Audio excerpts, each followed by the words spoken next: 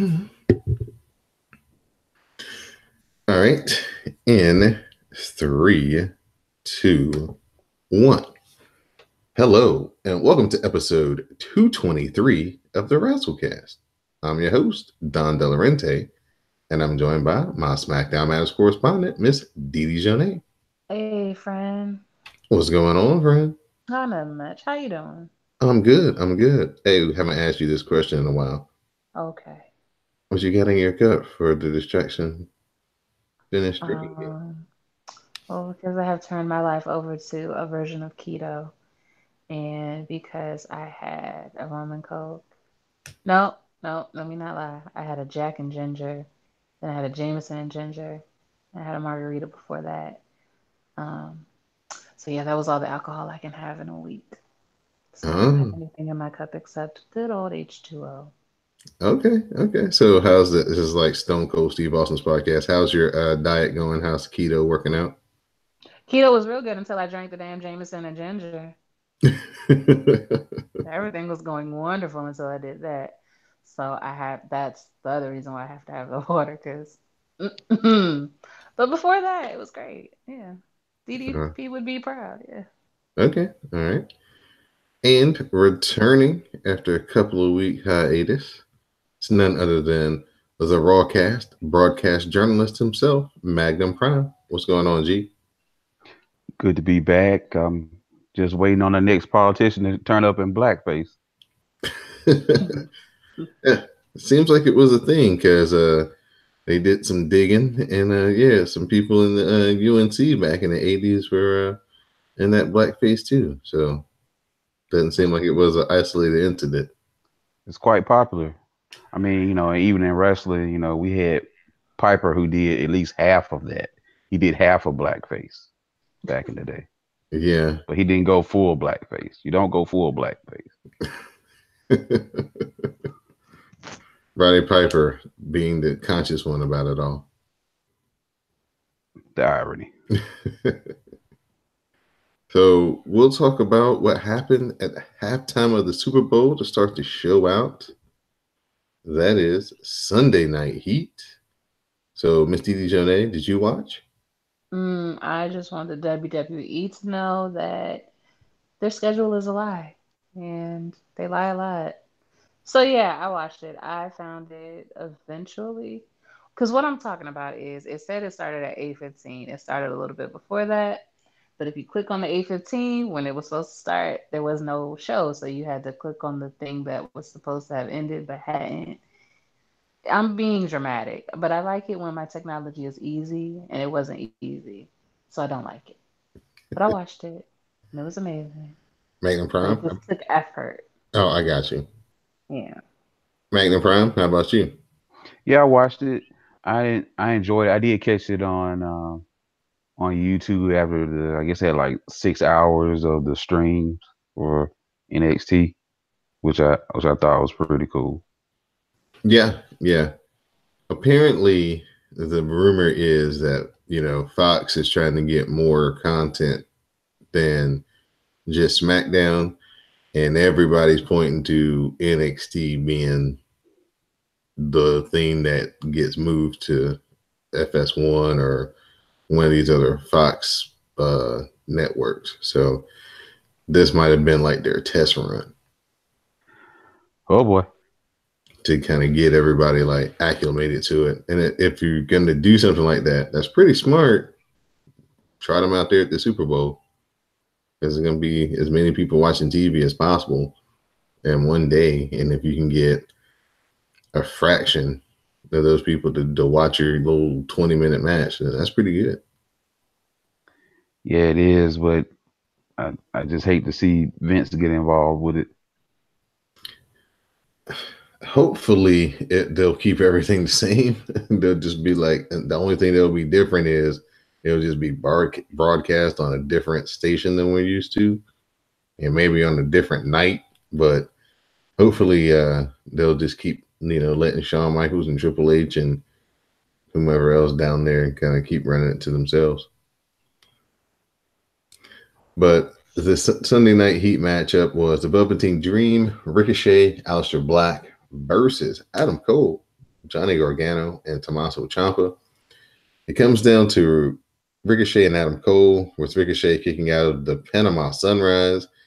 Uh, Adam Cole's Canadian Destroyer that he does off the second rope, which he hadn't broke out in quite a while. Adam Cole, after he hits this, Ricochet's in the ring, and then all three of the heels are in the ring, and they all hit triple super kicks to Ricochet. But Aleister Black breaks up the pin, and the Velveteen Dream is tagged in.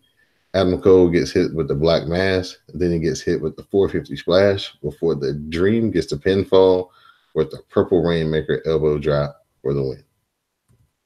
So this was a sprint of a match. This is what probably PWG fans and people of super duper indies would like to see all wrestling be. It was just like dive, super kick, high move, high spot, dive, super kick, pinfall, near fall, dive, super kick. So it was a lot of fun. Miss Dijonay, your analysis, anything that stood out to you? Not so much. I don't particularly like the whole dark building thing. Now, the Performance Center, you didn't like the way it was Yeah, I don't like lit. the way that they light it. They did that with the women's evolution, and it's just like I don't know if they're like saying it's a small venue, so I don't want you to see the back, so that you don't know that it's not like thousands of people, but it just looks chintzy and cheap. It just looks poorly lit as opposed to looking like intimate or whatever, I guess. I don't know. It's just a weird thing that I don't like. I've That's got the old grievances school today. feel. Oh Yeah. yeah, Yeah. for sure. I don't like it. It's not my aesthetic. I could go for like an NXT UK where it's not like, oh, look at all the shiny lights, but it's still well lit. I can see everything. It looked nice. It's just me. All right.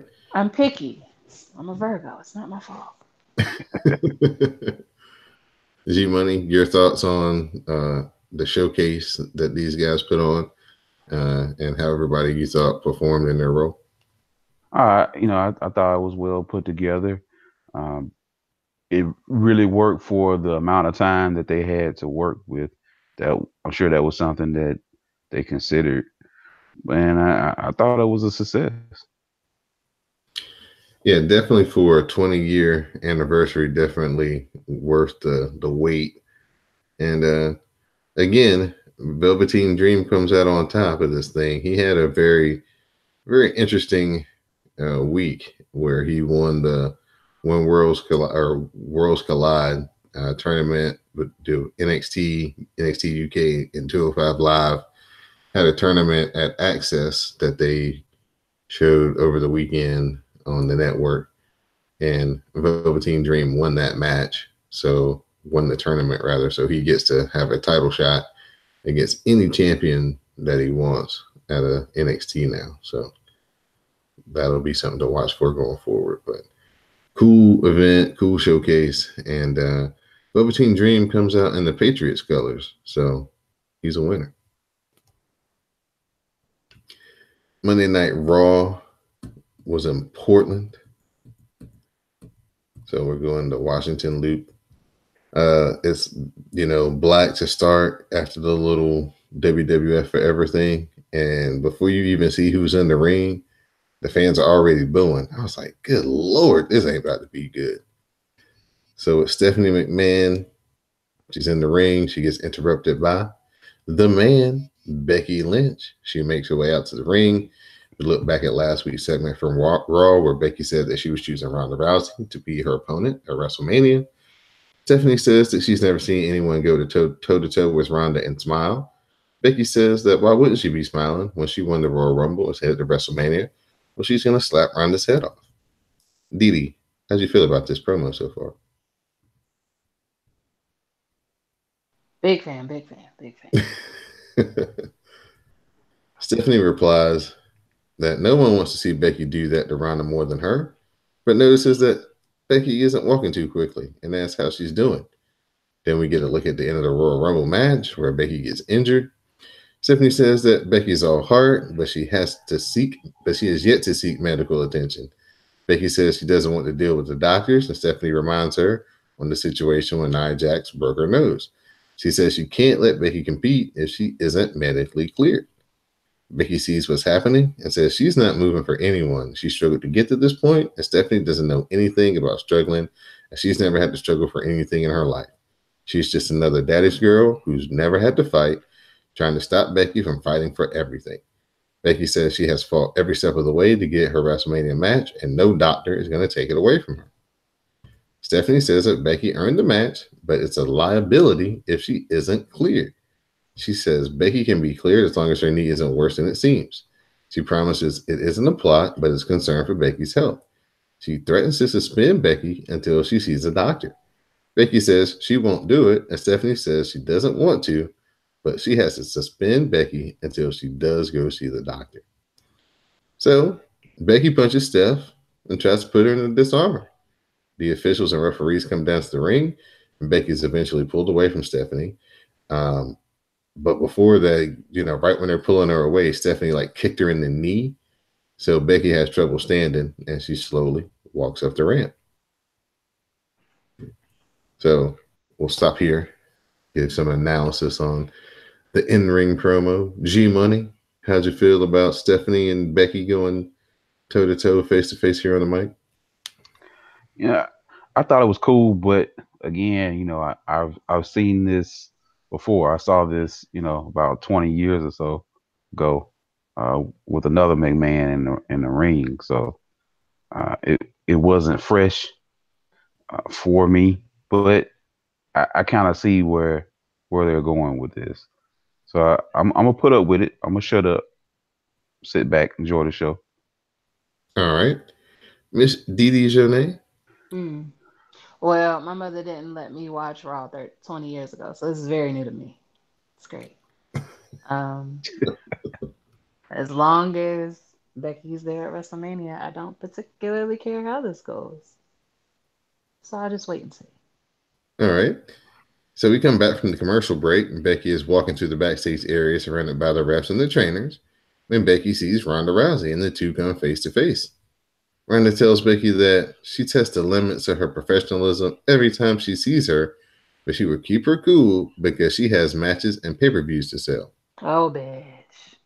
She asked Becky if what she did tonight is going to help sell their pay-per-view match now that she's suspended, because now she's robbed everyone of their first main event at WrestleMania. Ronda asked Becky what she's doing at Raw because she needs to rest up so she can get her ass beat at WrestleMania against Ronda. Ronda tells Lynch to try some Advil and ice. Bitch. I mean, no. Your friend Samuel Kalunga has a transcript of exactly what Rhonda said in her speech, and if he wrote it correctly, that is the weirdest monologue I have ever heard. Like the sentences don't have anything to do with one another. It's like flowery language that nobody actually uses. Like, who wrote that? Did you write it, or is that really just what came out of your mind? Like, it was awful. But she ended with the bitch, so it's like, ooh, it felt some kind of way. So we have one vote for not a fan of the Ronda Rousey promo. G Money, your thoughts on Ronda's retort here? It wasn't impressive. It wasn't, but I mean, it's not like she's been really doing it for a long time. She's getting to the point to where, okay, now she needs to get her stuff together. But I actually care more so about her in-ring product, and I think that makes up for what she does on the mic. All right. So speaking of her in-ring product, Ronda Rousey is taking on, as Miss Didi Jonay calls her, 3-second Liv Morgan. Logan tries to get involved on the outside, allowing Liv to capitalize on the distraction. Hey. So Ronda takes a swing, which causes Liv to do the Matrix, but Ronda strikes her in the abdomen. Let me take my distraction drink here. Got to do it for the cause since I'm the only one participating tonight. Rousey continues with multiple punches and then applies the armbar for the tap out. After the match, Ronda grabs the mic and she yells about the fans booing her and the Riot Squad glaring at her. She What tells a weakling. she tells someone that they need to do something about it if they have a problem. So she challenges Sarah Logan, and that prompts another match. Sarah Logan versus Ronda Rousey. Rousey has Logan in a triangle choke. Logan picks her up and slams her into the turnbuckles to escape. Logan stomps Rousey in the corner. Rousey counters with a few strikes and then a judo toss. Ronda follows it up with several punches and the armbar, and Sarah Logan is forced to tap out. So Ronda poses with the title as Ruby Riott climbs up on the apron. It seems like she's going to challenge Rousey, but instead she decides to exit up the ramp with the Riot Squad. Backstage, Ruby says that she didn't run away from anything. There's no doubt in her mind that she can beat Rousey for the Raw Women's Championship, but the squad is hurt tonight. She says that the Riot Squad will do anything for one another, and that's something someone like Rousey, an opportunist, knows nothing about. Can I raise my hand? Yes, ma'am. The Riot Squad is just like Shayna Baszler and her bitches on NXT. So, Minus the MMA but it's gimmick. the same difference. So if she has anything out her mouth to say about what's her name does, and she'd be like, "But your best friend though." But all of them though. But that's just me. I'm petty. Miss Dee Jade with the extra hot takes tonight. I like it. Listen, listen. You can't get on the microphone and complain about the fans booing you. That's not how that works. That's embarrassing. They didn't prepare that girl. They weren't ready for Becky. Yeah, they didn't expect this to happen at all. The Becky thing. Yeah. Yeah. It would have been okay had Becky not come in, but now they booing the girl. She don't know how to react, and she histrionic, but she ain't even histrionic in character. So it's just like, ooh, just don't pick up the mic. It's not working. As Heavy Machinery approached the ring for their match, we see a video clip of Tucker and Dozabit saying that weights and shakes are the name of the game. They say that they're not the typical meatheads and they want to use their smiles to lift the WWE Universe's spirits. That's adorable. Sasha and Bailey are talking to one another as the star of the show, Charlie Caruso, asked the ladies if their failures will affect their match against Alicia Fox and Nikki Cross. Banks doesn't like that she used the word failure, but Bailey calms Banks down and explains that all that matters is that they brought Ronda to her limits in their title shots. They said it's all about tag teams tonight in an Elimination Chamber. The Boss and Hug connection will win and make history. Cross and Fox approach and tell the ladies that they won't be making it to Elimination Chamber. Cross says that nobody wanted to play with Cross, but the Fox embraced her. She tells Banks and Bailey that chaos is fair. Alicia adds that you don't cross the Fox. Yo, when did Charlie get the key? Like, she's such an asshole, but it's great. She just turned Greg. She just turned into the Jim Gray of pro wrestling. Like that Good call. the whole night for 3 hours, she was spitting hot fire about how trash everybody she talked to was. I was like, how dare you? But this is so interesting because for all these years, like none of these background people have had a personality. Like the last one who had a personality was Michael Cohen when he was being a scared little bitch. Like none of them have any personality, and here she is being a whole asshole to everybody. I was like, that was a great choice. Give that person a raise. Yeah, everybody, even in the live tweet, everybody was like, "Damn, Charlie out here being real spicy tonight." To Yeah. everybody. And I was like, she got a nerve. And do you know? Apparently, Charlie has fans up on the hashtag. Oh yeah, Charlie Yeah. Caruso. Please say the Caruso. Please say that you don't know me, so you will get blocked if you act up in my mentions. Just FYI. I don't know you like that. Okay. I'm sorry. I've been having a week. Let's move on. It's highly entertaining. So we have a four corners number one contender tag team match between the B team, Heavy Machinery, Lucha House Party, and the Revival. Otis, B-Team. Otis and Bo Dallas are the legal men, but everyone starts wrestling the ring and getting taken out. Otis comes in with a double shoulder tackle on the B team.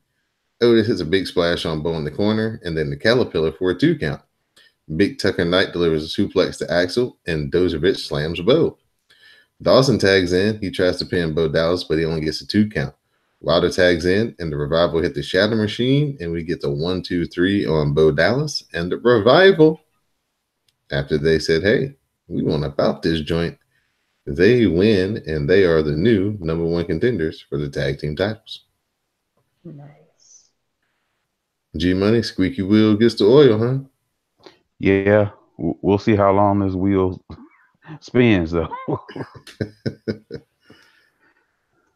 Backstage, Zack Ryder greets Kurt Hawkins and tells him that eventually they'll be out there as the number one contenders.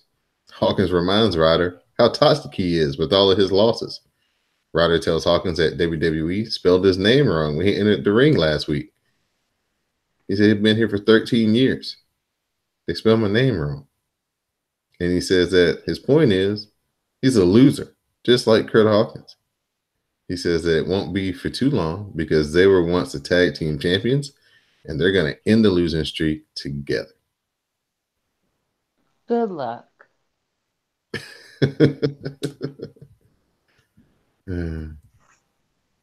Kurt Angle comes down to the ring and grabs the microphone and tells the audience that over the past 20 years, he has accomplished everything that he's wanted to accomplish. He remembers his match with Shawn Michaels at WrestleMania, the night he sold the ring with Milk, and his time as general manager. He brings up Jason Jordan as a son he never knew he had. And he thanks the fans for the "You Suck" chants. And he says that his signature 3 I's have turned into the 3 D's: doubt, defeat, and depression. He remembers his recent losses and is disappointed that this is the result after winning a gold medal with a broken freaking neck. Angle says that the opponent he cannot defeat is Father Time. He's interrupted by everybody's favorite bartender, Baron Corbin. Corbin asks Angle what he's doing this for. He says he did this to himself and he should have made this speech at the Hall of Fame 2 years ago. Corbin tells him that he should have just made matches as a general manager and not been in them. Corbin tells him that he's broken down in a shadow of a man. Angle says that this shadow of a man will break his ankle in two. Drew McIntyre enters. McIntyre tells Angle that he can't help himself. He's about to accept his fate and move on. And then he says he'll break the ankle of a man that beat him last week. McIntyre says that he was a warrior, but all he saw in his match with Angle was fear, right before he tapped to his own ankle lock. He says that Angle has no quit in his body, and he's going to keep showing up until somebody does something drastic. He tells Portland to shut their mouths, get their cameras ready, because it will be the last time Angle is ever in a WWE ring. McIntyre and Corbin surround the ring, but Braun Strowman enters and makes a charge for them. Inside the ring, Angle hits Corbin with a few rights and then sends him over the top rope. Meanwhile, Strowman sends McIntyre face first off the steel ring post. Strowman chases after Corbin and then throws an office chair at him. McIntyre and Corbin jump into the audience and escape to the backstage area.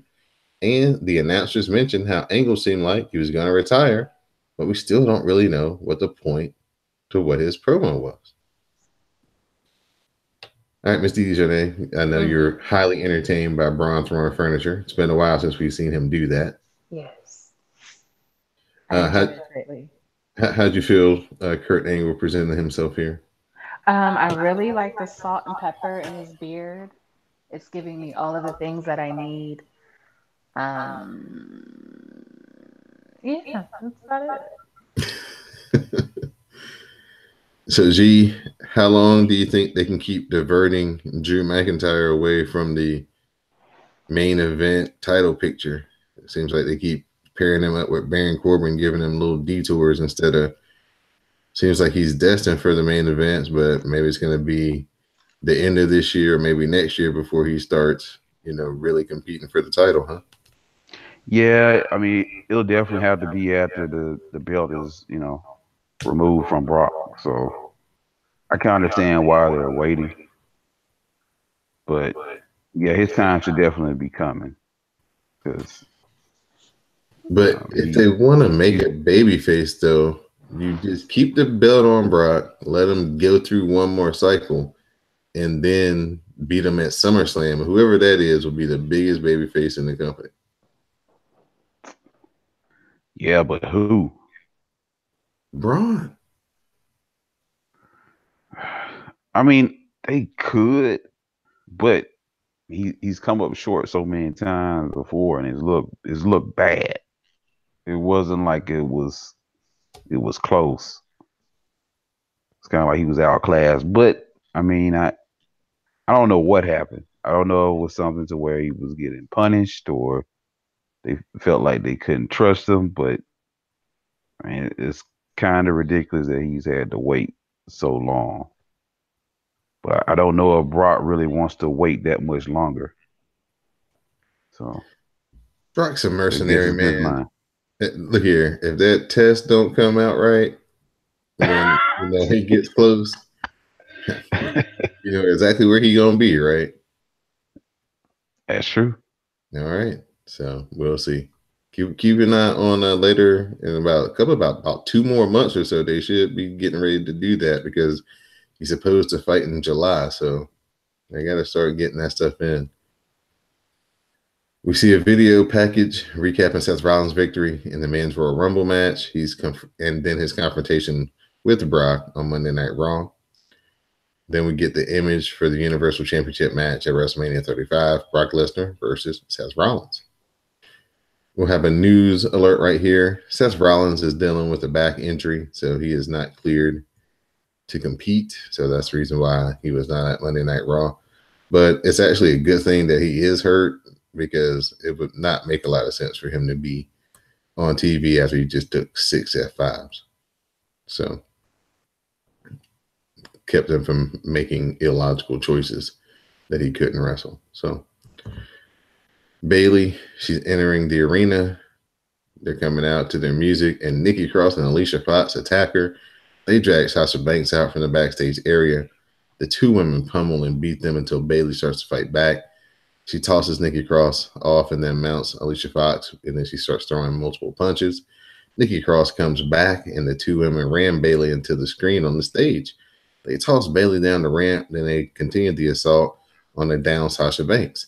The announcers are wondering if the women's tag match is still going to take place after the commercial break.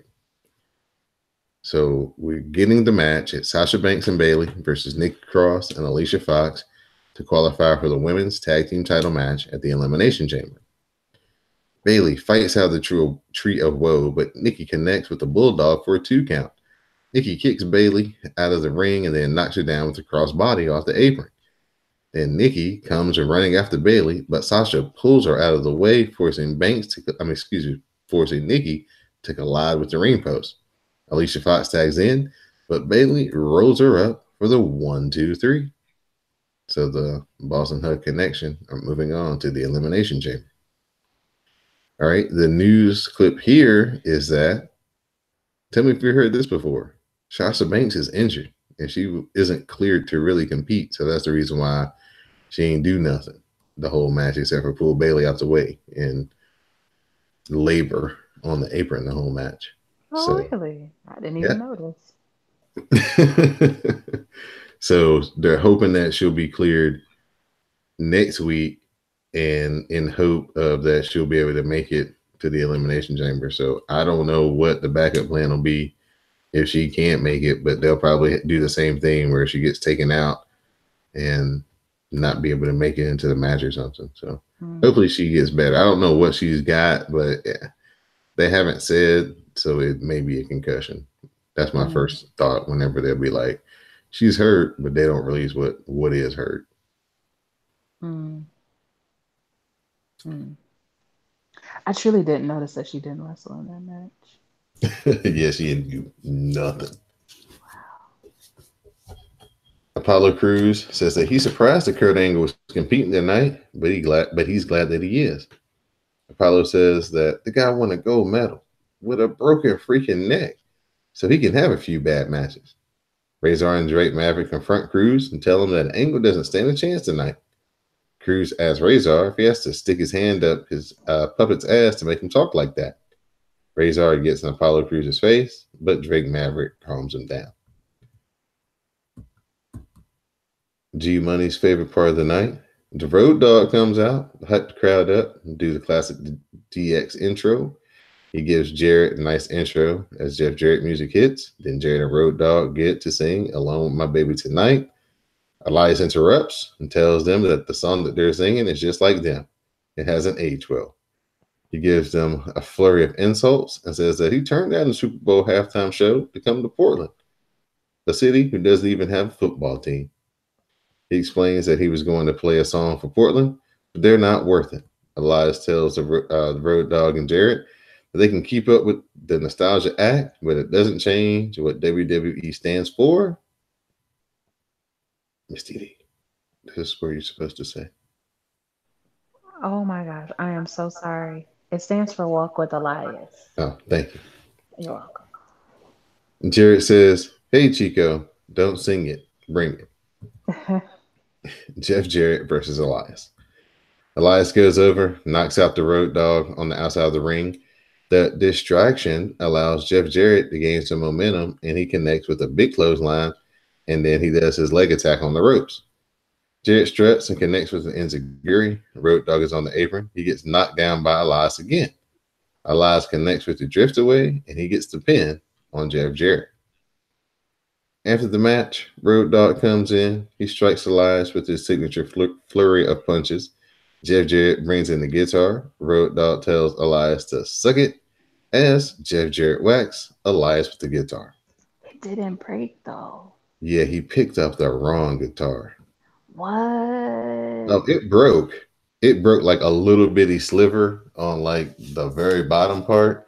Oh. And yeah, and you could tell it was the real deal by the way Elias was rolling around on the ground and a referee was just like trying to check on him. Yeah, it wasn't good at all. How did he pick up the wrong guitar? He did that shit on purpose. It happens. Hating on my Elias.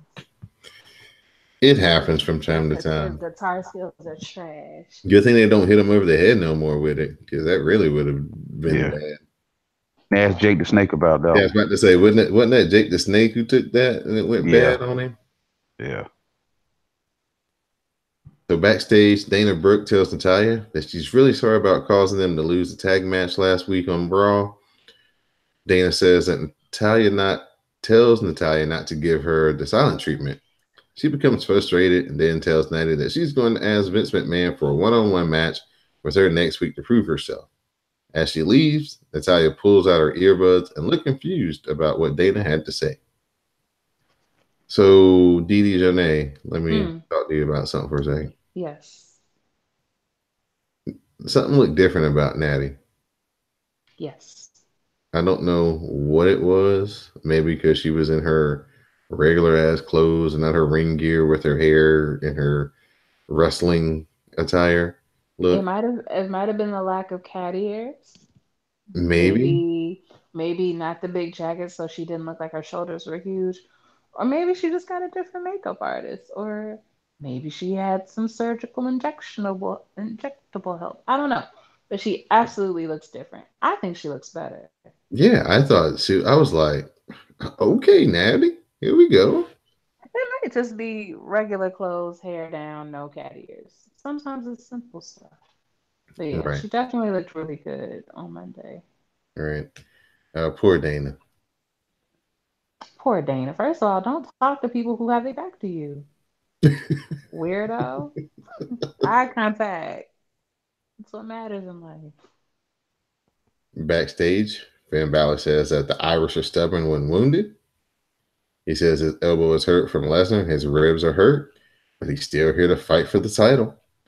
Balor says that he won't be held down. He's going to take the fight to Bobby Lashley, just like he did to Brock Lesnar.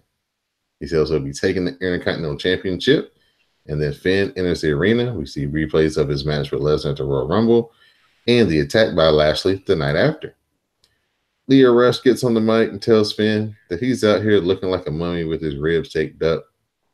Rush tells him that this is a mouse versus a Mack truck.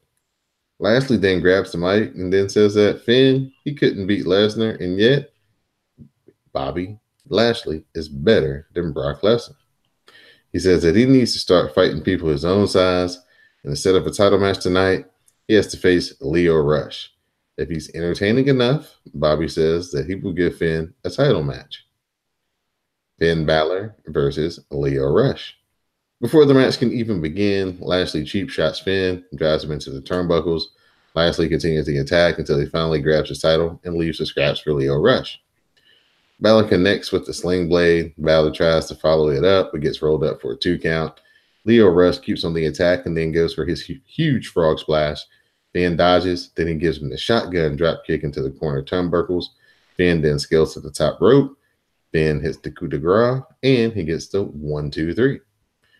Bobby Lashley comes running down to the ring after the match, but Finn slides out and celebrates his victory on the ramp. Then we see replays from the match as Finn continues posing on the stage. Paige came out. She said, "Hey, remember me? Watch the trailer for my movie. Have a good night." Good talk. Good talk. We come back. It's time for a moment of bliss. Alexa introduces her guest for tonight's talk show. It's EC3. EC3 comes out. He poses a little bit. He sits down with Alexa. Alexa asks EC3 if he's ready for his moment of bliss. She says he's young, good looking, and she's heard he has a big bank account. Bliss says that she notices that EC3 likes to play hard to get and jump between Raw and SmackDown. She asks EC3 which show he's going to choose, but before he answers, Nia Jax comes out and tells him that no one cares. Nia says that she's sorry, but she's not. Nobody wants to see this nauseating blind date. Nia brings up her time in the men's Royal Rumble match and her win with Tamina to qualify for the women's Elimination Chamber. Nia says that this is actually her moment, not Alexa's. Nia says that the whole world is already wondering what she'll do next. Maybe she'll fill in for Becky Lynch at WrestleMania.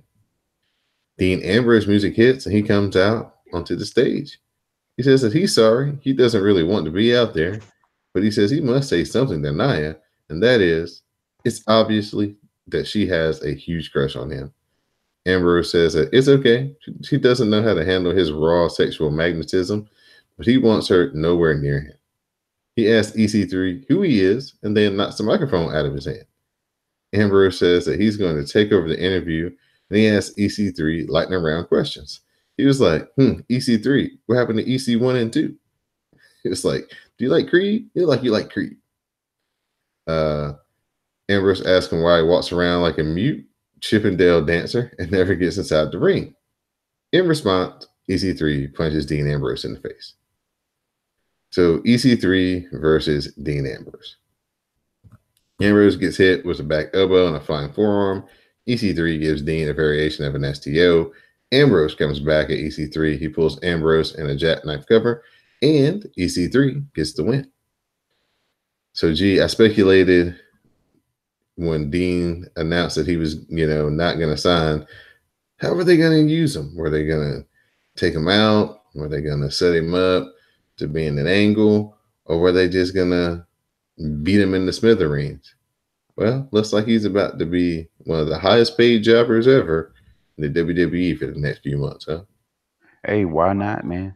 Just it's not like the old school where you really had to try to protect yourself if you can going out the door. Like, collect your check and explore, your better options if there are available to you. Maybe AEW, whatever. Miss Didi, the funniest part of this whole little part of the moment of bliss was when Dean Ambrose comes out there and Nia's like, how you gonna interrupt my interruption? It's like, I don't know if anybody wrote that for her. She just improvised, but that's pretty good. Oh, Didi, you still there? because we need to talk about this supposed Nia Jax hurting our truth when she took his spot in the Rumble last week. Did you hear that, G? No, I didn't hear that. Yeah. So apparently, I don't know. It was said that our truth got hurt Hmm. when Nia Jax attacked him, and so that's the reason why he got the title shot on SmackDown. Was that was supposed to be the kind of, hey man, we sorry that we put you in a spot to get hurt. So here you go. Here's our peace offering. Oh, okay. Yeah. So there's a lot of speculation going on about how legitimate it was the work or whatever. And they kind of did something to kind of turn it, if it was something real, into an angle. So everybody was questioning it even more. So very interesting situation. But anyway, backstage, Kurt Angle says that he was so close to retiring tonight, but now he's here to join forces with Braun and take out Baron Corbin and Drew McIntyre. Strowman tells Angle that it's an honor that they're teaming together tonight, and McIntyre and Corbin are going to get these hands. Mojo Rawley is talking to his mirror again. Riley says that everywhere he goes, everyone wants him to be a part of a team. But he says that hasn't ever worked out that well for him, so now it's all about Mojo Rawley. Main event time, Drew McIntyre and Baron Corbin versus Braun Strowman and Kurt Angle.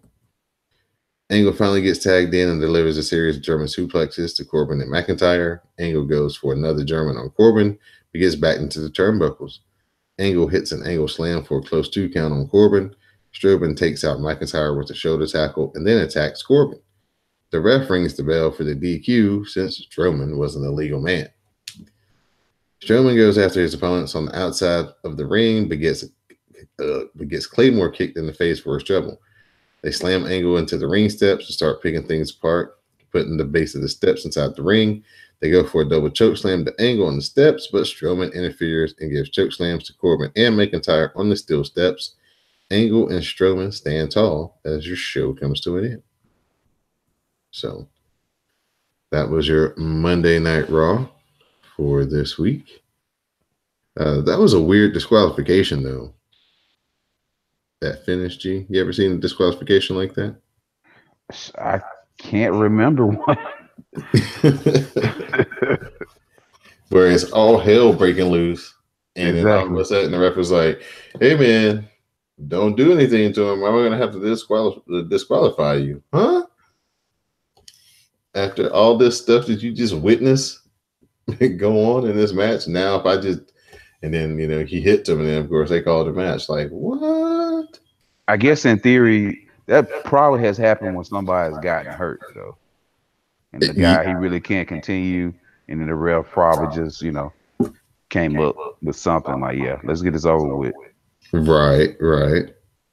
But yeah, so everybody was in a way kind of looking at that finish going, oh, that was a little weak. But your thoughts on Monday Night Raw in general? Well, I'll give the YouTube version because it is the preferred delivery method for me. I'll give it a 2.1. Yeah, it really wasn't that good this week after the week that they had the week before, which was really good in comparison. Yeah, it's definitely, it's about a 2 on the scale of 5. Yeah. It didn't do too much to really wow or impress. So, and again, they're suffering from just not a lot of star power. They got a lot of people hurt on Raw right now that could really make the show so much better. Not having like Kevin Owens is really starting to show now because you need some more people who can talk. They don't have enough people who can talk. Yeah, they can really eat through the segments. Right, right. And he's good at backstage stuff. Him and Sami Zayn could carry 2/3 of a show just them doing buddy cop shit, and that leads to a match or something. So yeah, but on the other end, or on the other side of the coin, this should be the time in which see what the other guys or gals have. Like they should be getting opportunities to try to shine. So this is their time. They should be making the most out of it before the others come back. Yeah, yeah, definitely give everybody a chance to step up, step the game up. But you got to be also put in a position to. It's like, they try to do something with Apollo Crews and they try it for like 1 week and then maybe two, and then, he's just doing backstage stuff again. So they got to also, on their part, kind of keep the same energy with some of these people. So I don't, I don't always think that they, if it's like, if it doesn't hit the first week, then they just turn their back on it and be like, okay, that didn't work. We're going to do something else instead of maybe giving it a couple of weeks to let it sink in. Yeah. Everybody doesn't catch on to stuff right away. But if you give it a couple of weeks to sink in, then you'll get to a point where, okay, we got them. Now we just need to make sure that once we got them, we take off from here. So we'll see how things go. Is Miss Dejanay on the line with us? Miss Dee, are you there? Oh, she's on mute. Hope she's okay. So I'll go into the SmackDown Matters portion of the show. This was from Everett, Washington. I've never heard of Everett, Washington before, so I can't even tell you where that was near on the map. But apparently these people loved them some Daniel Bryan, so that's apparent at the end of this evening. Charlotte comes out. Queen is on her way to the ring. Get a video recap of Stephanie suspending Becky on Monday Night Raw. Charlotte gets on the mic. She says the only thing worse than arrogance is ignorance. She blames Becky's own rogue behavior for getting herself suspended. Charlotte sarcastically hopes that Becky is healthy enough to compete at WrestleMania. Charlotte then expresses that she is 100% and would love to face Ronda Rousey at WrestleMania. Becky walks down from the crowd. Fans are going wild. Charlotte berates Becky for not only stealing her father's catchphrase, but now stealing Roman Reigns' entrance. Becky grabs her own microphone. She says that the man has returned to SmackDown Live. Her and Charlotte get into an argument with a series of referees and securities guards in between them. Triple H is here. He comes out and he tells Becky to her face that she is suspended and that she needs to go home and see the doctor. Charlotte's taunting Becky in the background. Triple H tells Charlotte to get out of the ring. And he tells Becky, see the doctor, get cleared. Becky admits that she doesn't trust any of the authorities, the doctors, because she doesn't want her opportunity taken away. Triple H tells Becky to go home. Becky fires back by asking Triple H how Steph is after she punched her in the face. Triple H was about to leave. He says that he bought into the man gimmick, but now he believes that Becky is just a self-destructor. He theorizes that Becky is doing whatever she can to look for a way out. The crowd tries to start a Becky chant, but Triple H tells them to shut their mouths. He reminds Becky of her reckless decisions that cost her Survivor Series match with Ronda. Triple H then pokes at Becky. Is your knee even injured? Triple H says that Becky is scared.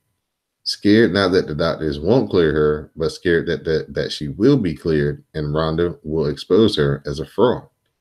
You will prove to everyone that Becky Lynch fears Ronda Rousey. Becky slaps Triple H across the face. The two have an epic stare down, and Becky is just smiling. She eventually leaves through the crowd the same way she came into the arena. We have Shinsuke Nakamura and Rusev versus the Good Brothers. Big men bounce off the ropes, take each other out with the double lariat. Lana helps Shinsuke get back to his feet while the Good Brothers go for the Magic Killer. Shinsuke breaks it up. We get a Kinshasa on Gallows. Anderson hits a sick kick. Rusev with his own super kick on the Anderson. And Rusev gets the pin. So Shinsuke and Rusev are victorious. This was a quick little match. Too bad the Good Brothers didn't get the win. They could have used a good outing. It's been a long time since they won a match on SmackDown. We get a cool promo from Mustafa Ali. He says that no one expects him to survive against Randy Orton tonight. or at the Survivor, or at the Elimination Chamber, excuse me. What if the Viper goes to strike and he misses? Asks Ali. What if I become WWE Champion at Elimination Chamber? Then Ali ends the segment by showing off his cool mask. Get a promo from the Usos. They say that Shane and Miz call themselves the best tag team in the world, but mock them for their odd relationship. They say that next week, McMiz TV, what they're going to be welcomed to the Usos penitentiary. Randy Orton faced off against Mustafa Ali. Orton goes for his draping DDT, but Ali blocks it and decapitates Orton with a head kick, and he rolls through with a facebuster. He goes for the cover. Orton kicks out. Back on their feet, Ali goes for the middle rope. He fakes Orton out, who is waiting for the RKO. Ali hits Orton with a huge tornado DDT. He climbs for the 054, but Orton pulls Ali's foot off the top rope right into the RKO. Randy Orton gets the win, and in that win, Samoa Joe attacks Randy Orton for the culture. We get the cocaine clutch, and Samoa Joe chokes Randy Orton out. Joe then gives the boots to Mustafa Ali to the ringside area, and the crowd chants "Joe, Joe, Joe" as he walks up the ramp. WWE Champion Daniel Bryan comes out. Joe and Bryan stare each other down. Joe aggressively approaches Bryan, but Eric Rowan comes out to stand next to the champ, which slows Joe down. Joe taunts the champ, but leaves without a scuffle. Misty Dijon, Yes. would you like to jump in, or would you like me to finish this out?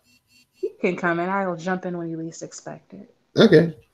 Samoa Joe is cutting a backstage promo. Joe says that Randy Orton learned what he is about tonight, and at Elimination Chamber, Joe will receive justification for all the hard work he has done over the years and become the new WWE Champion. Bryan gets on the mic. Finally, I get to talk to people who understand what I'm trying to do here, exclaims Bryan. He calls the people of Washington smart people and says that they understand that the world needs to change. He adds that, unfortunately, he must represent the entire globe as the planet's champion and convince the WWE Universe to stop stuffing their face with disgusting meat products. Bryan then holds up the title, and he calls the new belt a symbol of excellence and a symbol for change. Rowan gets on. It's a symbol of hemp. Legalize it. Don't criticize. Rowan gets on the mic. He begins quoting Galileo. He says that people fear Bryan and Rowan because he holds the title. Rowan says that as long as Bryan is WWE champion, they will try and silence him. Then Bryan gets back on the mic, stating that he serves a greater power than corporate greed. I am the planet's champion, he yells. He then goes on to talk about how the suits backstage never wanted him to be champion, and that's why they put him in the Elimination Chamber. Bryan then recalls being in the Elimination Chamber matches in the past, and then he directs everyone's attention to the Titantron, where they show a chronicle of Elimination Chamber matchups. After the video concludes, Bryan calls out his chamber opponents one by one, ending with Jeff Hardy. He says that they all want to take his title and put it on a leather strap once again. Bryan states, "That's why you need me." Bryan and Rowan leave the ring and celebrate on the entranceway. Backstage, Jeff Hardy, he's been watching this. Hardy tells the interviewer that no one has disrespected the WWE Championship more than Daniel Bryan. Hardy says instead of going out and shutting him up, he'll make him shut up in tonight's matchup. AJ Styles comes in. Styles wonders if Jeff Hardy's recent history makes him the man for the job to defeat Daniel Bryan. Hardy fires back, stating that the old AJ Styles can't defeat the new Daniel Bryan. They take a few more jabs back and forth before Hardy tells Styles that they'll finish this in the Elimination Chamber. Mm-hmm. Promo from Carmella and Naomi. Okay, so what do you feel about the formation of this tag team? Who is the Naomi and who? Carmella. Oh, I don't know why that was so hard for me to remember. Asuka's not available, you know? So, with that being said, I actually don't mind it. Asuka would be better, but she's otherwise occupied. Mm-hmm. Maybe in the future. I don't like that they're the Fabulous Glow. I think Glow Money would be better, but Glow Money? Yeah. Okay, I can see it. Naomi says that Oh. she says that the sob story that Mandy Rose told about their days on Tough Enough wasn't true. Carmella says that they formed the Fabulous Glow and they'll become the first ever women's tag team champions. Sonya Deville, Mandy Rose are interviewed backstage. Sonya says that the newly formed team of Carmella and Naomi are not experienced enough to compete with them. And unlike the other women in the ring, they've actually been in the Elimination Chamber match before. Mandy ends the interview by saying Naomi has never pinned her, and I must be doing something right. How do you feel about their team name, Mandy Rose and Sonya Deville, Fire and Desire? They are not Rick James. They are not Tina Marie. And they need to stop. They should have been Vicious and Delicious. Oh, sure. I don't have a good name for them. They're both boring. Shout out to Buff Bagwell and Scott Norton back in the day. Carmella and Naomi versus Mandy Rose and Sonya Deville versus the Double Iconics. Carmella escapes the abdominal stretch and tags in Naomi. Naomi chases Mandy Rose to the outside, but Rose tags in Sonya Deville. Naomi runs through everybody, nailing Sonya with the springboard enziguri and kicking both the Iconics in the head. Mandy gets back on the apron. Peyton tags her in. Naomi unloads shots on Mandy. Peyton surprises Naomi with a clothesline, but Naomi lands to eat defeat. Mandy sneaks behind Naomi.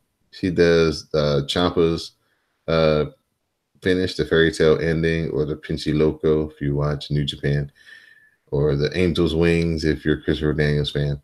And Mandy Rose gets the win over Naomi. Boo. Man, this was some bullshit. But the double iconics are right there. Like, why shouldn't somebody have pinned one of them? Uh, Bullshit. And but then you man, gonna put Naomi. Naomi showed her ass though, boy. She was doing all kinds of disaster kicks and Mm-hmm. yeah, she was getting it on. But you know, this is like people may not like the story, but the actual crowd is really invested in Naomi beating up Mandy Rose. Yes, they are. As you should be. They're like, yes, we just want to see you get your hands on her. Mm-hmm. Same. Backstage, Cien Almas and Zelina Vega address the WWE Universe. Vega says that what happened to Mysterio was only the beginning because the legend of Cien Almas begins with Rey Mysterio's end, and they do their, heel smile to end the promo. We get a video package for Asuka. The highlight reel shows off Asuka's recent return to dominance, which culminated at TLC when she defeated Becky Lynch and Charlotte in the triple threat ladder match. Hey. Main event time: Jeff Hardy versus Daniel Bryan. Non-title match. You get yes kicks from Daniel Bryan. Hardy dodges the final one and then hits the twist of fate. Jeff Hardy climbs again for the swanton. This time he hits it. Jeff Hardy, he gets the cover, but Rowan grabs Hardy and pulls him out of the ring for the disqualification. Rowan throws Hardy back into Bryan, who locks in the LaBelle lock. Samoa Joe runs in out of nowhere. He shoves Rowan into the ring post. He puts Bryan in the coquina clutch, and Daniel Bryan is out. Then Randy Orton comes out. He and Joe trade strikes in the center of the ring. Mustafa Ali joins in on the fun. He hits a double missile drop kick, taking out Joe and Orton. He goes for a suicide dive onto Rowan, but Rowan catches him and grabs him like in the claw, picks him up, and choke slams him on the announce table. AJ Styles music hits. He runs down. He faces off with Randy Orton in the ring. You get an enziguri by AJ Styles. He boots Samoa Joe to the outside. He follows that up with a phenomenal forearm on the Jeff Hardy. We go backstage. Dan Bryan is interviewed as soon as he gets into the gorilla position. He's screaming in anger. He says Rowan didn't even help him. Rowan is his intellectual peer, and no one understands that Dan Bryan will be the WWE champion forever. And that was your SmackDown for this week. Let me get your thoughts on seeing Samoa Joe yoke up Randy Orton. What did that do for your spirit, man? Um, um, Imagine if you got a bonus at work that was tax free. Right. like that, very bad. It's like, yes, for the culture. It was like my people, get him, let him have, let he him told have it. he told him that when he got him, it wasn't going to be out of nowhere. Right, he was like right in your face. Did you enjoy SmackDown? I did. That was the day that I had gone drinking, so I had tacos because it was Tuesday. Of course. So I missed parts of it, but I saw most of it. I missed the man and all of Oh, her Triple H interactions, which I know was probably the highlight of right. the episode. So I did miss that, but you know, the interwebs keeps me up to date, so I saw most of it. Yeah, the highlight definitely was the opening segment. Triple H and Becky facing off, nose Mhm. to bigger nose. And it's so funny because she ain't that tall, but she get in people's faces. Yeah, she's awesome. She is the best. Um, the SmackDown Six are really killing it right now. Even though they're missing Rey Mysterio right now, they kind of substituted Dave Bryan back in for him. Hmm. What's going on with Ray? Nothing. He's just Well, slow. he just going with Andrade right now. Oh, I see. I see. Okay. Yeah. So, but SmackDown was fun as usual. So I enjoyed it. You're welcome. You are listening to the WrassleCast. The WrassleCast can be found on CSPN on the web at cspn.us. You can also find us on iTunes, SoundCloud, Stitcher Radio, Google Play, and Spotify. So, Miss Didi, it's time for everybody's favorite show, NXT. hmm The NXT North American Champion, Johnny Gargano. He's headed to the ring and he's in a good mood after defeating Ricochet for the North American title.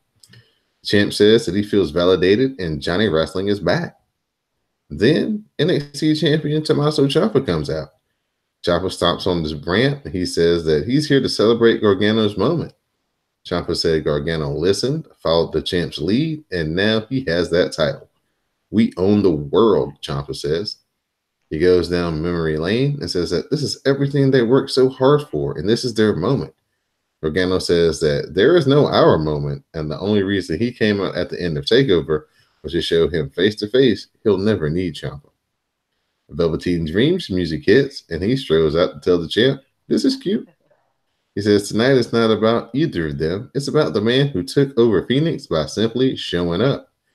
Dream says he won the World's Collide tournament, and he gets to pick which champion he wants. He looks at Ciampa and tells Ciampa the dream is over, and he doesn't want to wrestle Ciampa. Dream heads inside the ring and says he wants Gargano. The champ says while Dream was sitting in the crowd, he was putting on another match of the year and then represented NXT in the Royal Rumble match. I'm feeling on top of the world right now, and I'm feeling a little dangerous. If you want to use your title opportunity against me, go for it. I win. Dream says the real question is if he'll be in the ring with Johnny Champion or Johnny Jackass. Ooh. The two exchange words in the ring a little bit before Gargano heads up the ramp. Ciampa is still there, standing, watching on. They kind of stand side by side before Johnny goes on up the ramp. hmm Velveteen Dream, man, he's a man. The crowd is all about some Velveteen Dream. They're about He's everybody at NXT. he's so good. Yes, he's And he's like big and imposing and all that great stuff. And then he's good on the mic. And mm-hmm, he's young as hell too. So it's like all the good parts. mm-hmm. Jackson Riker with Steve Cutler and Wesley Blake versus Mansoor. Jackson Riker hits a sit down powerbomb. He gets a 1, 2, 3. After the match, Riker hits another sit out powerbomb. Nothing to see here, folks. Backstage, Kathy Kelly talks about Velveteen Dream and Gargano with Ricochet in the background doing a photo shoot. Undisputed Era shows up. Adam Cole calls Ricochet a one-trick pony, and she should want to talk to him. Ricochet comes over and doesn't appreciate Cole's comment. Cole says Ricochet is now in the back of the line, and the title is has his name written all over it. Ricochet says, "How about they go one on one next week and they can find out?" Cole says he looks forward to it. Ricochet says it doesn't matter who he has to go through, he's getting that North American title back. Drew Gulak, he's making an appearance here on NXT, and he's going up against Eric Bugenhagen. So this guy, Eric Bugenhagen, he looks kind of like Joey Ryan from Lucha Underground. Would you think, DD? Sure. Yeah, But we can go with that.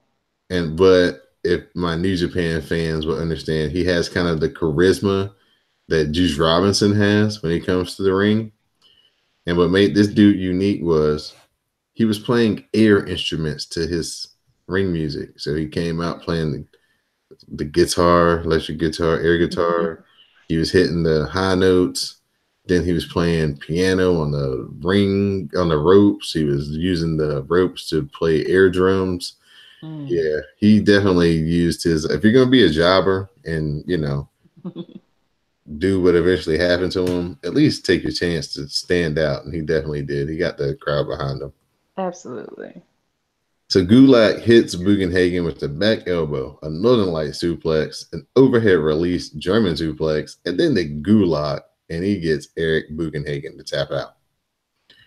After the match, Gulak says that he travels all over the world on 205 Live, and he comes to NXT, and they give him Ben Stiller from Dodgeball. He says that he's the best submission specialist around and demands someone else come out. Matt Riddle heads out and tells him to get out of the ring and get out of NXT, or he'll come down there and tap Gulak out. Gulak responds, "How about you take your little flip-flops off and make my day?" Riddle says, "You've chosen wisely, bro." He kicks off his flip-flops, and it's on. That kid. I was like, oh, we real athletic. We just, yeah, that's something you have to see for yourself. I wonder what the budget is on flip flops if he's kicking them shits into the crowd like that on a nightly basis. I'd be like, go give me the sandal back. Thank you so much. Drew Gulak versus Matt Riddle. Riddle gives Gulak a deadlift powerbomb, a crushing knee straight to the face, and covers for a 2 count. Riddle goes right into a flurry of elbows to the side of the head. He applies the bro mission, and Drew Gulak taps out. After the match, they do the catch point handshake, and Gulak heads out. Okay, the catch point handshake is, if you noticed, they both grab their wrist before they shake each other's hand. No, I didn't notice. Okay, so this is supposed to be like something they do in fighting or like catch wrestling. That's supposed to be like a sign of good match, or you earn my respect type thing. Cute. Yeah. This match was really good. they came out of nowhere with this. Yeah, it was amazing. Yeah, Drew Gulak, he's really good, and when they present him as a legitimate wrestler, not with the he can be funny, he can do all the comedy stuff, and he's pretty good at talking on the microphone as well.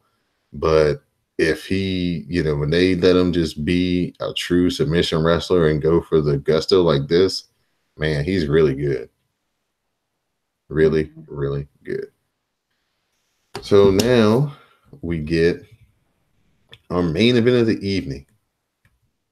Bianca Belair, Io Shirai, and Kairi Sane going up against Shayna Baszler, Jessamine Duke, and Marina Shafir. Now, this was probably going to be the match with Dakota Kai, because remember, Dakota Kai was the other person here, but she, of course, if you guys didn't know, she tore her ACL, so she's going to be out.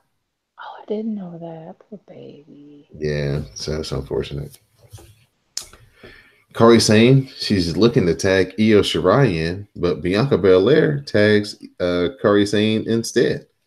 Belair hits the KOD on Shayna Baszler, and the pin gets broken up by Jessamine Duke and Marina Shafir. Jessamine Duke and Marina Shafir end up charging Io Shirai, but she pulls down the top rope and they end up both crashed to the outside. Mm. Kairi Sane then gets up on the top rope and she clears them both out with a crossbody. Io Shirai then tags Bianca Belair. She hits the moonsault and then she gets the win on Shayna Baszler. So, of course, Io Shirai, she's pumped. She just pinned the NXT Women's Champion. They just won the match. She's celebrating. She's making a motion about, title shot. I got a chance to be the champion. And our girl Bianca, she's not happy at all. She kind of has a little smile, like, okay, yeah, we won, but yeah, that was supposed to be my moment. What the hell are you doing? Mm-hmm. And then the very best part, I don't know if you saw this, but at the Mm-mm. very, very, very end, like right before it goes off, Mm-hmm. Kari Sane grabs the ponytail and is twirling it around Mm. like 2 or 3 times. Bianca snatches that shit from her Mm-hmm. and just looks at her like, oh, hell no. And then it goes off. I died laughing. I was like, I don't even know if anybody saw that. But clearly, Kari Sane doesn't have the same knowledge that Asuka does. See, that's what happens. Is the difference between being cool with black people and having black friends. You know what I mean? Kyrie's cool with black people. Asuka got black friends. Naomi has told her, you don't do that. You gotta ask first. It don't matter if it's in a ponytail or if it's loose. It's still not for your hands because is your hands even clean? When's the last time you washed them? You was just punching Shayna in the face. Don't touch my hair with your dirty hands. Let's give a shout out to Bianca in her Black History Month gear. Oh, iconic. So nice. Yeah, So she's good. she's so dope, man. Everything about her every week just gets like, she's the shit. She's Yeah. the shit. Yeah. Like for how Velveteen Dream is the shit for the guys, she is the shit for the women for Black professional wrestling. I could see that. Yeah. All right, so let's talk about this match because I know we all know your disdain for the MMA bitches, as you like to put it. I do. And I'm having moments where I'm trying to figure out why don't I like them. Like cuz I can watch Matt Riddle and he's fine. And I'm trying to figure out if he's MMA as well. That echo is killing me. Hold on. If he's MMA as well, why is it that they bother me so much? And I don't know if it's just like I don't feel like they're ready. Like I just feel like they just don't have enough time invested, or they're just not good enough, or maybe their faces just bother me. I don't know. I know you enjoyed Shayna taking an ass whooping in this match. Yeah, Shayna losing is correct. You know, Always yeah, a plus and a positive in your book, huh? absolutely. Because at the end of the day, you're not a better wrestler than Io, and you're not better than Kyrie, and maybe you're more ruthless than Bianca, but you're not better than Bianca. So, and then the other two girls, I feel like they've legitimately had less training than Shayna, right? Yes. Right. So I think that's clear when you see them wrestle all together. Like their moves are still kind of hesitant. Like they're not quite sure what is this what's next or is I yeah, that's what I do. So they're still kind of in that mode. And when you've got that going on, you don't deserve to win. You got to put in your sweat equity before you can get those kind of wins over like real established wrestlers. So yeah, Shayna taking the loss was correct and fun. And then it sets up Bianca being able to be a little bit bitchy to Io if necessary, and Kyrie and have a side issue if she needs to. Yeah, You you know. just took the words right. My next point was going to be they kind of set up another story for Bianca and they set up a story for Io and Shayna Hmm. because a lot of people think that's who's going to win the title is going to be Io, and then they're going to have that match between Io and Kari. Mm. Okay, that could be amazing. But They had some cool spots in this. Bianca does the press slam, and she press slams Kari Sane into her elbow drop. That was pretty Mm-hmm. cool. It Uh, was. as a part where she was showing out, and she does her series of flips, and then she did them all the way to the turnbuckle. She jumped up on the turnbuckle, and then a backflip off of the second rope. Ooh. Just showing off, just showing off. So yeah, another good episode of NXT. The Eric Bagenhauer dude stole the show. They had an awesome match between Matt Riddle and Drew Gulak just pop up out of nowhere, and then this main event was really fun, and it set Yeah, up some good stuff at the end. So please go check out NXT this week. It was a good episode. absolutely. All right, Miss Didi Jonay. At this point in time, I'm going to turn it over to you for your shout outs and thank yous. Oh, shout out to Jay keeping me up late at night watching my 600-pound life. I don't know if you all know, but little Miss Lacey fell out the car and hit the ground. It's amazing.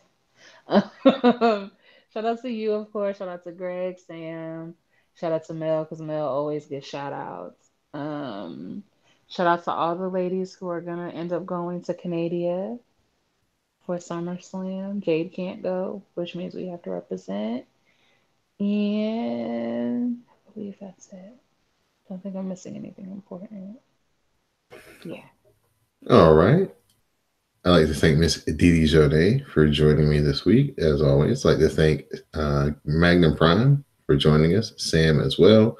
Give a shout out to Classic out there in the world, everybody here on the CSPN. Thank you for all the hard work and time and effort you put into making the podcast network go each and every week.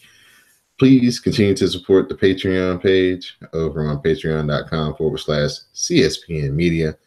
We've got a lot of content up there for you guys to check out, so please continue to do that. Also, don't forget to support audible.com. Go over there through cspn.us, click on the tab that says keep our podcast free at the top of the page. Click on Audible, sign up, get a free trial, and then once you like the subscription, you'll get 20% off. Continue to listen to Audible books, good way to get your knowledge on. You don't have to actually be sitting and having a physical copy of the book. You can be on the go while you're at work or on your way to work or, passing time cooking. So Mm-hmm. good way to, read books and still be able to do things that you need to do around the house. Mm-hmm. To all my New Japan folks, thank y'all for using the hashtag Cast a Strong Style for the New Beginning shows. We're going to have the big New Beginning show this coming Monday. So again, continue to use the hashtag Cast a Strong Style. Me and Anwar Starwin will be getting together soon to release a review show of all three of the New Beginning events. And I think that's all I got as far as the wrestling stuff goes. Thank you to everybody who used the hashtag Broadcast SmackDown Matters. Continue to share, retweet, tell a friend, download the podcast, rate and review, 5 stars, all that good stuff that Mm-hmm. every other podcast asks for. Do that for the WrassleCast as well. We greatly Mm-hmm. appreciate it. Mm-hmm. So, for my SmackDown Matters correspondent, Miss Didi Jonet, for the Rawcast broadcast journalist, Magnum Prime, I'm your host, Don Delarente. This has been episode 223 of the WrassleCast. Please stay tuned for the parting promo. They got a lot of me on this episode. I'm so sorry. Were you and Jay having a conversation? No, I remember I'm sitting where I was sitting and I was like, I really should probably just stand up. I Uh-oh. remember thinking in my head, I really should just stand up. And Uh-oh. then I didn't. And then I was like, oh. And then I woke up and I heard you talking and I was like, that sounds like SmackDown. I was like, oh no. And then I was like, I think I had muted myself. Yeah, I was about to say, at least you were on mute this time. It I wasn't was like before where you were like, we had you snoring in the background. because that's embarrassing. But yeah, I've been at a deficit for a while because there was one day that I woke up at 3 in the morning and I was not able to go back to sleep. Oh, And yeah. so like I've been kind of off for like the last few days. And then like I had to like talk to children and act like I gave a shit about their life and what they wanted to do with themselves. So I think I just used like a lot of energy today. And so like sitting down was like great. And then I was just Yeah. like, oh, I stopped moving.